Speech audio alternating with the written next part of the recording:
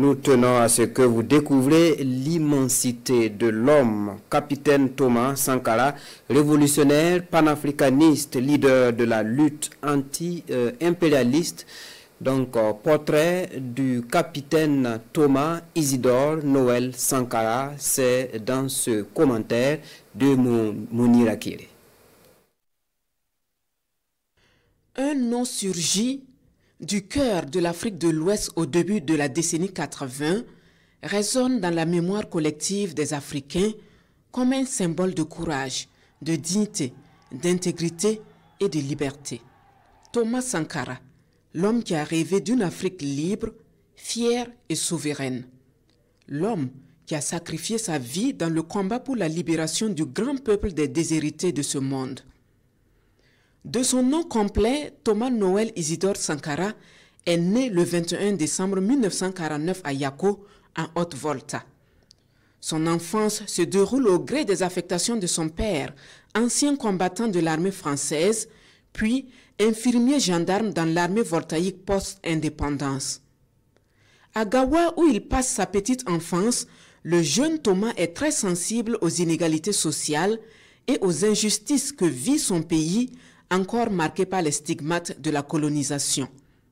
Ses études primaires et secondaires se poursuivent à Bobo Dioulasso, au lycée Ouézen Koulibaly, où il forge déjà sa personnalité par une quête avide du savoir, soutenue par des convictions sociales fortes. À 17 ans, Thomas Sankara intègre le Prytanée militaire de Kadiogo, sur le site de l'actuel lycée Marienne Gwabi à Ouagadougou. Premier pas vers une carrière militaire qui va profondément influencer sa trajectoire politique et idéologique. Il poursuit ensuite sa formation à l'Académie militaire d'Antsirabe à Madagascar entre 1970 et 1973. Là-bas, il est témoin de la révolution malgache qui balaie le régime pro-français néocolonial à la tête de la Grande Île depuis l'indépendance. À 24 ans, Sankara regagne sa Haute-Volta natale, puis est renvoyé en stage à l'école des parachutistes de Pau en France. La période est décisive pour le jeune homme qui fait encore face à ce qu'il appelle sa différence. Convaincu qu'un militaire sans formation politique est un criminel en puissance et révolté par l'injustice, Sankara est sensible aux idéaux de gauche et s'initie à la pensée marxiste-léniniste ainsi qu'à l'économie politique dans une perspective d'autonomisation. De retour de Pau en France, il est à l'initiative de la création du CENEC, le Centre national d'entraînement commando, basé à Pau dans le Naouri, dont il devient le premier commandant. Le jeune officier effectue dans la foulée un nouveau stage, cette fois au Maroc, au Centre des parachutistes de Rabat. C'est là qu'il rencontre pour la première fois Blaise Compaoré, avec qui il tisse des liens forts d'amitié et de fraternité et qui deviendra par la suite son adjoint au Sénèque de Pau. Avec des frères d'armes, Thomas Sankara se rapproche des partis politiques d'obédience marxiste-léniniste qui militent dans la clandestinité pour le renversement de l'ordre néocolonial en Haute-Volta et la prise du pouvoir d'État. Très rapidement, il s'impose comme un leader parmi les jeunes officiers, prônant une lutte farouche contre l'impérialisme, la démagogie, la corruption et les inégalités sociales. En novembre 80, la Troisième République est renversée par le CMRPN, le Comité militaire de redressement pour le progrès national, dirigé par le colonel Seizerbo. En septembre 81, Thomas Sankara est sollicité par le CMRPN. Nommé secrétaire d'État à l'information, il fait sensation en arrivant à vélo à la première réunion du cabinet. Le jeune secrétaire d'État démissionne cependant avec fracas en 1982, en réaction à la suspension du droit de grève.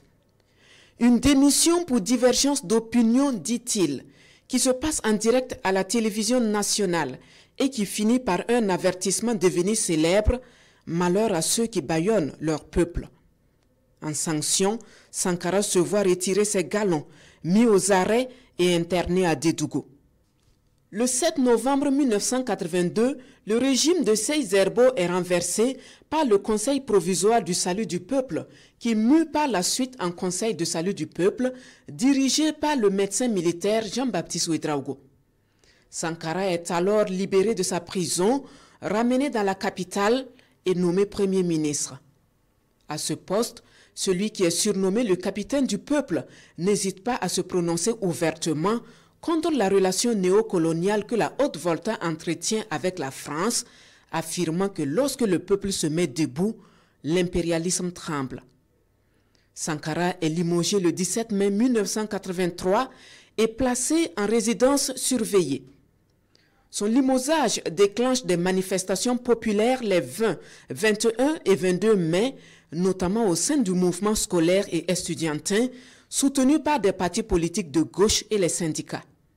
Le 4 août 1983, un nouveau coup d'État porte au pouvoir la fraction progressiste et jeune de l'armée, avec comme tête de proue les capitaines Thomas Sankara, Blaise Compaoré, Henri Zongo et le commandant Boukari Jean-Baptiste Lengani.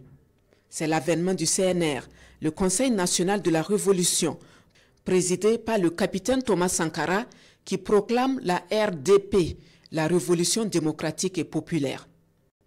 Une nouvelle page de l'histoire sociopolitique du pays s'ouvre. Après un an de révolution, la Haute-Volta est rebaptisée et devient le Burkina Faso ou la patrie des hommes intègres. Les voltaïques sont désormais appelés Burkinabés.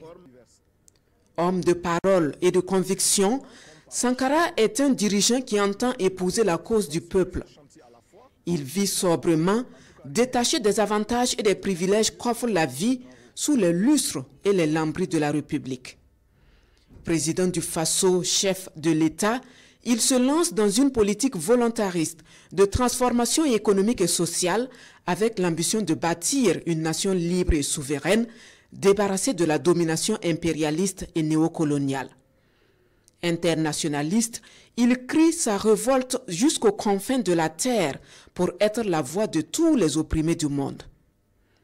Le 15 octobre 1987, le père de la révolution d'août 83 meurt assassiné lors d'un coup d'État orchestré par son ami et frère, le capitaine Blaise Compaoré.